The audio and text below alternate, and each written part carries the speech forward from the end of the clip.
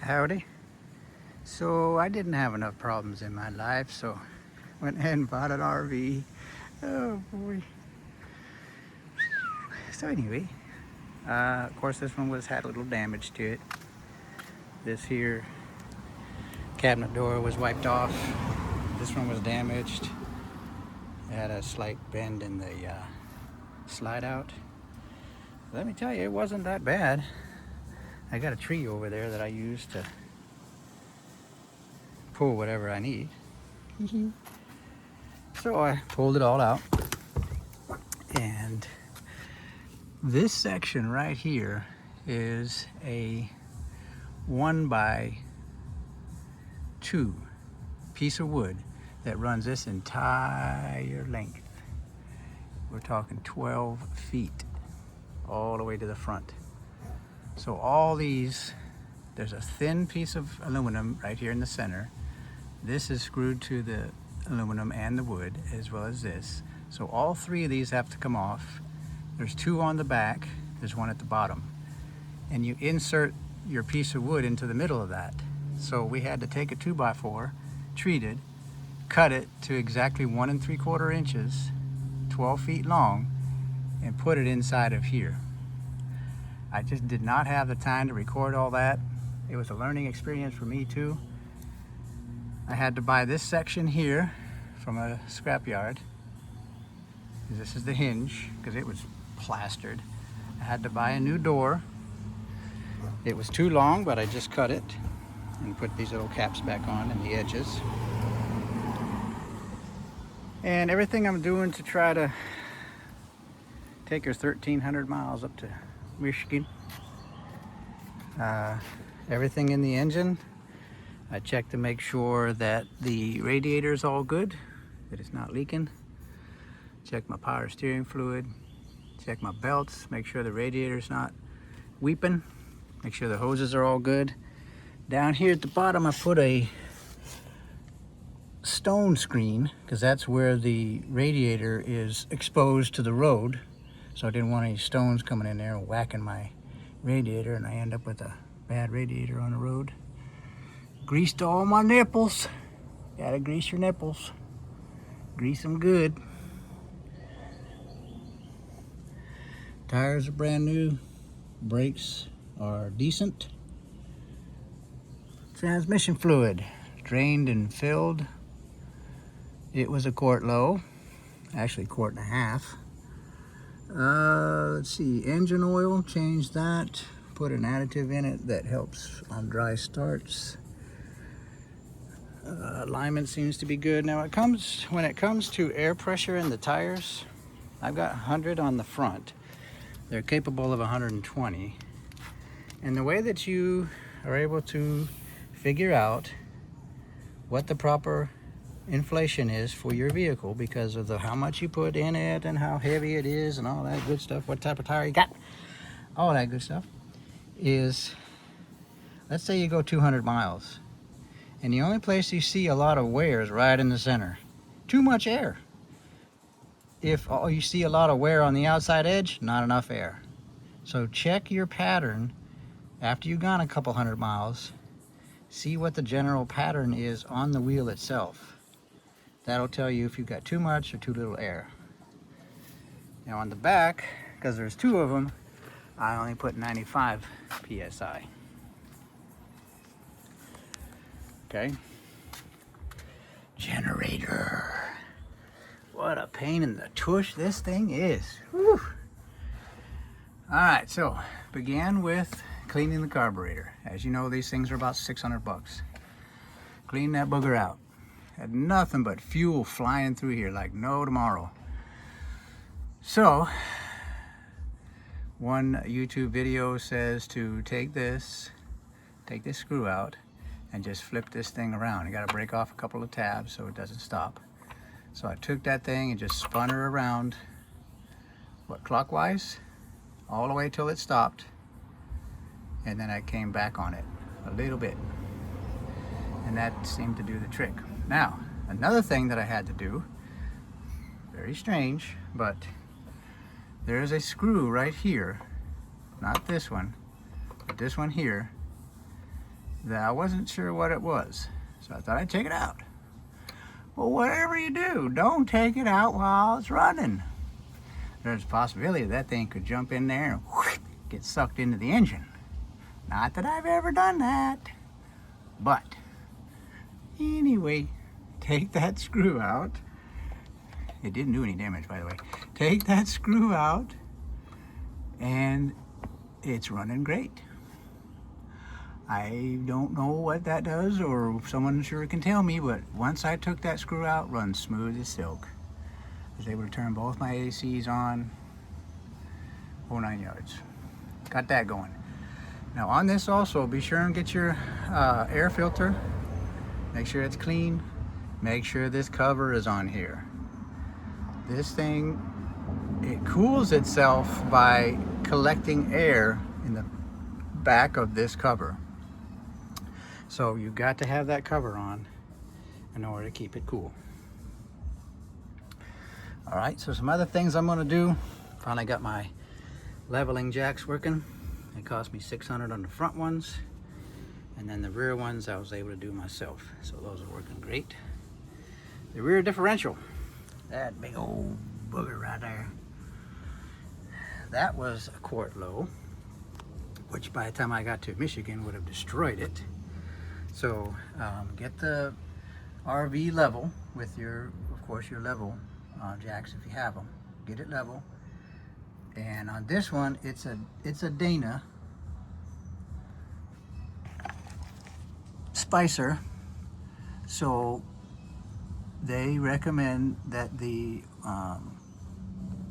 rear diff fluid come out of the thread with it level. So fill it till it starts coming out of the bottom of the hole. That's what I did there. These here mud flaps, I'm gonna take them off because I've got a big one back there, and the less drag I have, the better. Right now I'm getting about 6.2 miles per gallon. I'd sure like to bring that up, especially right now when gas is what it is. So I'm gonna try that. Take those off so I can get less drag. I'm only hoping that the fuel pump doesn't go, you know, because that looks like a real fun getting that out, especially if it's full. So those are the only things that concern me right now is the fuel pump, because it's been in there since day one. This is an 04. And the radiator, because I'm not sure if it's all of a sudden going to blow. So it's going to be fun, I hope. You got to be careful with these big long ones, because this is the 37 footer. 37 feet of fiberglass and aluminum. Don't turn too sharp with something beside you, because you'll do this. I had this thing all nice and purdy and everything, and then just about knocked this whole back part off. So whoops, fix that later. As you're going, make sure all your cabinets are closed, because they will pop open depending on, you know, turns and things like that. Make sure your stairs are up. As far as leaks, yeah, there was a plenty of them. Woo-wee. I sealed up the top of every single window, because as time goes by they start rattling loose, and then the seal that they have in there goes bad. Sealed up all of them. I just did the top part so the water doesn't run in. The roof itself, if you ever put anything on the roof, put sealer down first. Put your sealer down where you're going to drill your holes. Set whatever you're going to put on there, then drill your holes. They had put a satellite on top of this thing that just messed this thing up. But we pretty much got her. It's no more leaks. We redid everything. Had to redo the front there. It was all falling down. I redid this wall here because the water was coming through that window right there. And that window. Now I'll share another little secret with you. This window here, because they're double pane, this window here was so fogged up you couldn't see the mirror. So, Because it's double pane, all I did was smash the first one, the first piece of glass. Of course, I put a blanket down here where it wouldn't make too much of a mess. And la-da! Clear as crystal. Same with this one here. It was so white you couldn't see through it whatsoever. And believe you me, you need that glass right there. Because you cannot see when you're making a left-hand turn without that glass. So, if you've got double pane glass, just take one of those emergency glass breakers that you should keep in your car in case you land in water, and just barely tap it on the very edge and it'll shatter just one piece of glass. Clean up the other piece of glass and it's like new. Whatever you do on this here door, if you have one, don't let this here strap get unhooked, because when this door opens, it will stop. It will stop on that mirror. And if it's too much pressure, of course, it will break this glass big time. Someone found that out the hard way, and I had to fix it. This is plexiglass, because I cannot for the life of me find that glass for nada. But it worked out well. It's tinted. It rolls up and down, no problem. So I'm happy. AC was working. I don't know what happened. We'll figure that out later. But those are some of the things that I've been trying to do to get this thing roadworthy. Hopefully going to take off tonight. This thing is a bath and a half. So you got a full bath back there with a bath and a shower. That's where my TV goes. It's under the bed for right now, so I'm not jiggling it around down the road. Slide outs, got 3 of them. This is the other bathroom. We just took it about 6 hours away with the family. Had a good time. Everything worked.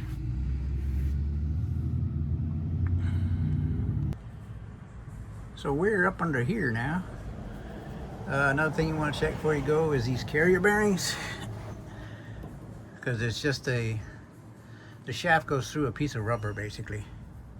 So you want to make sure that that rubber's good and solid, it's not falling apart. Because you definitely don't want that big long dry shaft to come flying out of there whatsoever. Again, make sure your gear lube differential fluid is up where it's supposed to be. Had to put a catalytic converter on it. It was all plugged up. That's your emergency brake. Make sure that it holds the vehicle. If it doesn't, on this particular model, I had to readjust it. Just took that pin out, took that off of the bracket, and turned it to get it tighter so it would hold the vehicle. Brake fluid, make sure it's all good. Make sure your antifreeze is up. Bring extra antifreeze with you. So what I do with this here black and gray tanks is, here's your sewer, so that's this one. Here's your wastewater, which is sink, soap and stuff. You want to do this one first. That's all your and stuff that's really nasty. So let that flow through the pipe first, then come over here to your wastewater, gray water, and it'll flush it all out. Works really good. Of course, here you have a black tank flush if you need to. If you do that, you have to put your, there's an additive that you put in the tank to break down the solids. Once you flush your tank, you got to put that back in. So before I leave, once I've dumped the black tank, before I leave like the campsite, I'll either fill this up with this or just let the toilets run for a while and add the additive to break down the solids. That way, as you're driving, it'll take all them solids and turn them into mush so they can flow out of the tube really good. I know this is Mickey Mouse, but I bought a filter that had no bracket, so I had to improvise. I'll change that later. So there's that. This is your electric lifeline whenever you're at the site. If you have a 50 amp, Do not ever take a 30 amp adapter, plug it into this, and plug it into the campsite. You will burn up your RV. I have never done that because I'm smart enough to know not to. But a friend of mine, well, acquaintance, he did that. Blew up his entire RV. So, don't do that. If it doesn't have 50 amp, don't do it. Okay? Because that is your lifeline. You blow up everything in your RV, you might as well just go home. And hopefully it's still running. Make sure all your lights are working, even those up there at the top. Make sure they're working. It really helps everybody see you and know that you're gigantic. Make sure your turn signals and brake lights are working, your reverse lights. So everybody knows, hey, I'm backing up and I'm huge. I may not see you. So make sure that's working. Here in Texas, the goofballs, they stopped car inspections. So it doesn't matter if your lights are working or not, doesn't matter, as long as it passes emissions, which is really, really goofy. Now you got cars riding around with no brake lights, no turn signals, stuff like that, because it's not required. Really goofy. But anyway, when you have an RV, make sure all that's working. It's all for safety.